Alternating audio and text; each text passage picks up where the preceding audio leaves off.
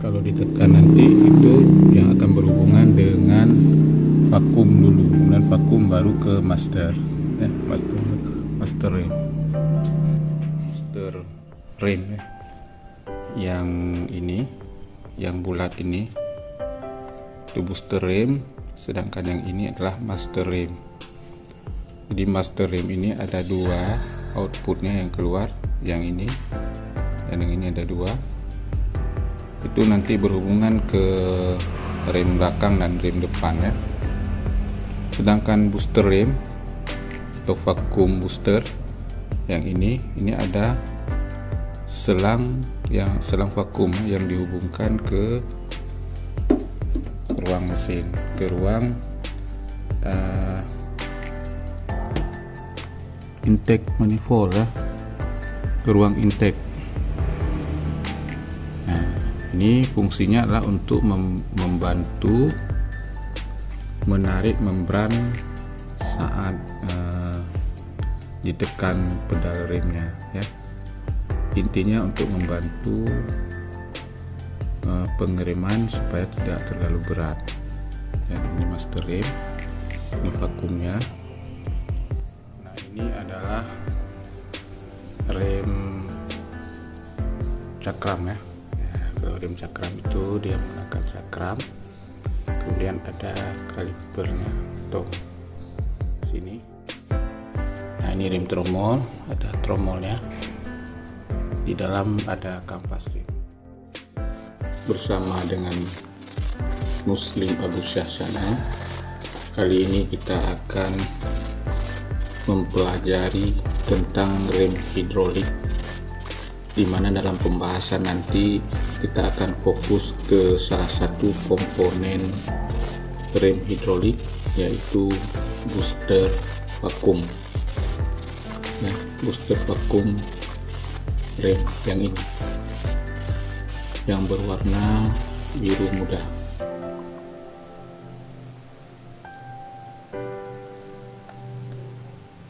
Dalam keseharian kita berkendara, tentu kita tidak terlepas dari fungsi rem, di mana saat kita ingin memperlambat laju kendaraan, maka salah satu yang perlu kita lakukan adalah dengan mengerem kendaraan tersebut sehingga lajunya menjadi berkurang, apakah untuk memperlambat ataupun untuk memberhenti.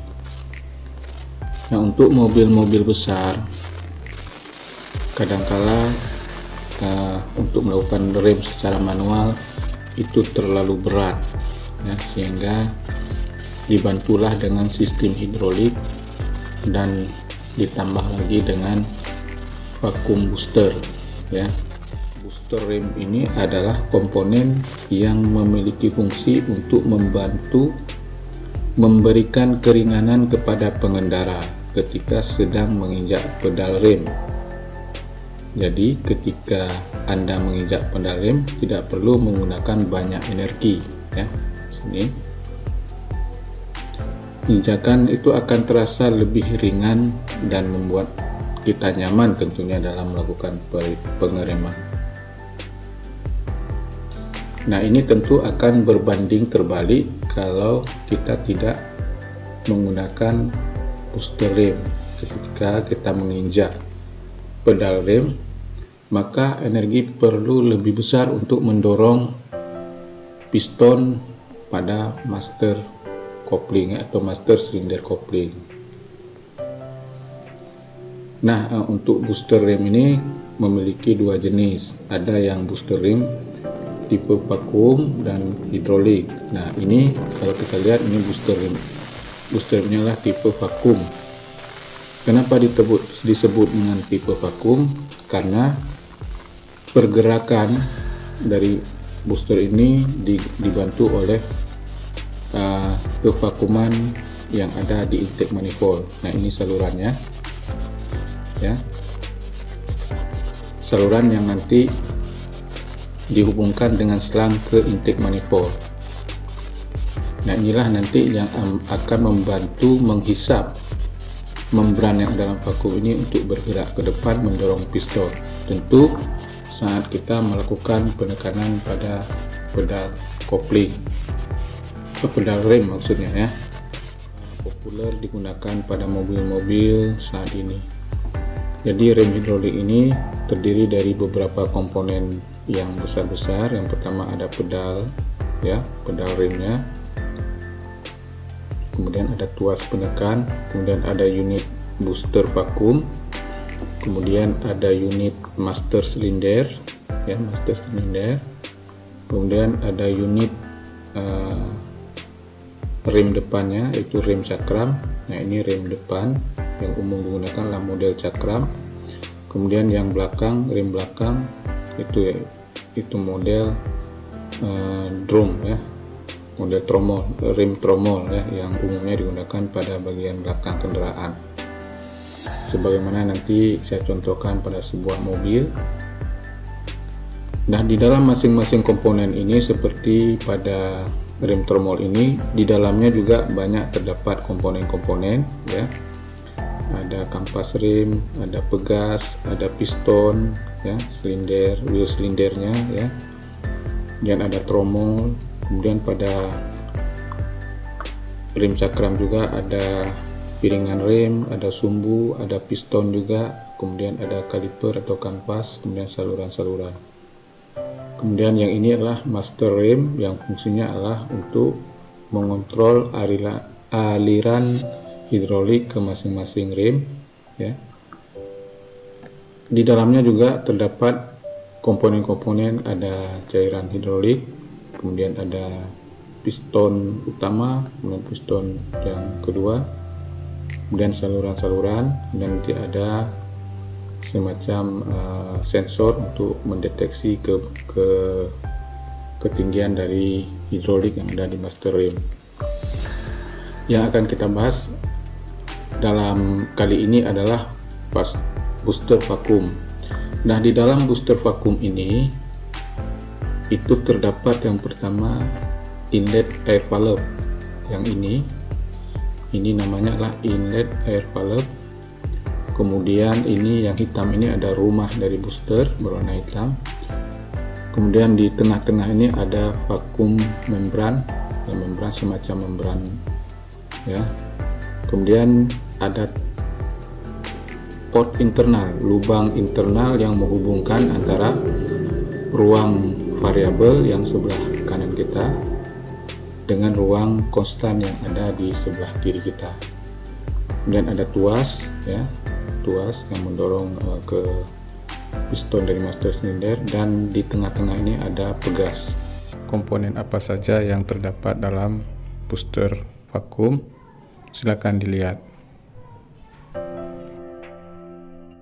Dalam kondisi normal, artinya pedal rem tidak ditekan, maka pegas ini akan menekan membran itu ke posisi ke arah sekitar 70-80% ke arah kanan ya, atau ke posisi dasar dia berada. Ini posisi normal dalam keadaan tidak bekerja. Nah, dalam kondisi ini tidak ada perbedaan atau kevakuman di dalam, kalau mesin dihidupkan, kevakuman antara ruang variabel dengan ruang konstan itu sama karena lubang ini terbuka, sehingga tidak ada pergerakan ya. Jadi itulah komponen daripada sistem rem dan khususnya komponen booster rem.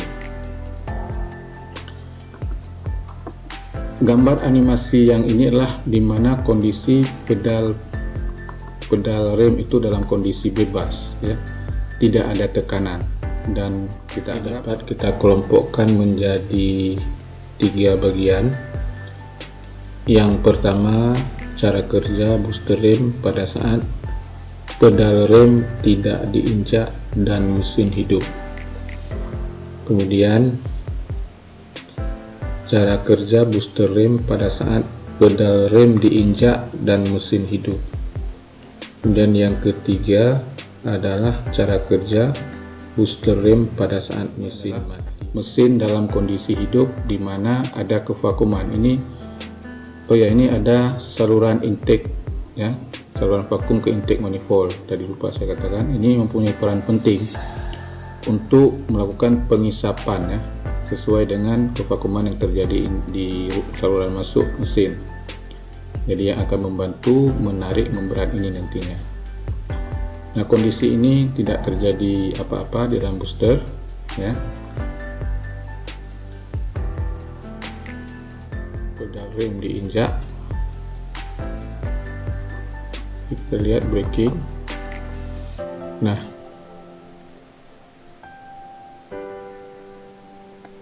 jadi kita lihat saat kondisi pedal rem diinjak dan mesin hidup. Saya ulangi lagi ya, push rod akan menekan air valve ini ya, sehingga ruang variabel ini terhubung keluar ya, terhubung keluar dan menutup port internal ya. Dengan menutup port internal oleh air valve ini, sehingga menyebabkan ruang konstan ini vakum ya. Dengan ruang vakumnya ruang ini, maka dia akan menarik membran ini ke arah depan, menekan push rod, dan push rod ini akan menekan piston master silinder.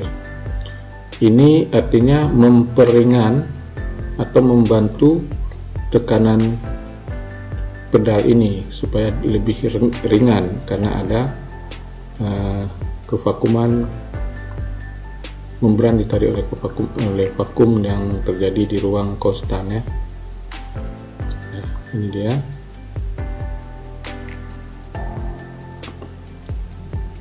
Coba perhatikan lubang ini ya, tertutup sehingga hanya vakum di sebelah sini saja. Saat ini kita lepas, maka port ini akan terbuka dan kembali seperti semula.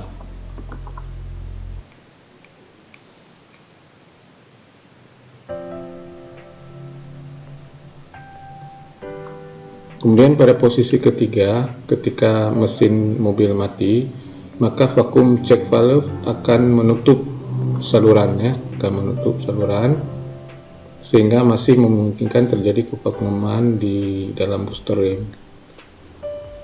2-3 kali saat kita melakukan pengiriman, maka masih dibantu oleh pengiriman kalau kondisi mesin mati ya. Demikian saya kira cara kerja vakum booster pada sistem rem hidrolik mobil sangat sederhana ya. Jadi sekali lagi saya ulangi bahwa dengan menekan pedal rem, sehingga inlet air valve ini akan menutup port internal. Dengan menutup port internal ini, maka kevakuman hanya akan terjadi di sebelah ruang konstan saja, dan ini akan mengakibatkan membran ini tertarik melawan pegas dan mendorong push rod untuk mendorong piston, sehingga piston ini bergerak. Ini memperingan supir dalam menekan pedal rem atau menekan rem. Coba bayangkan kalau tidak ada vakum booster ini, kita langsung menekan piston ini ke master silinder. Ini akan terasa lebih berat dibandingkan tidak ada booster vakum.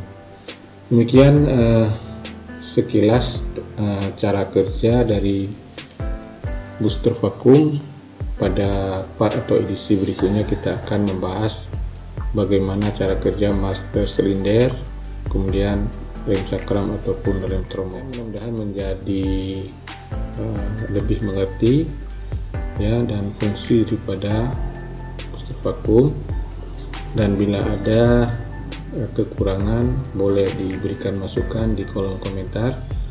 Mengingat ilmu yang kita pelajari sudah lama, kemungkinan ada yang tertinggal ya, bisa saja terjadi. Untuk itu kita butuh juga masukan-masukan dari rekan-rekan semua. Terima kasih. Assalamualaikum warahmatullahi wabarakatuh.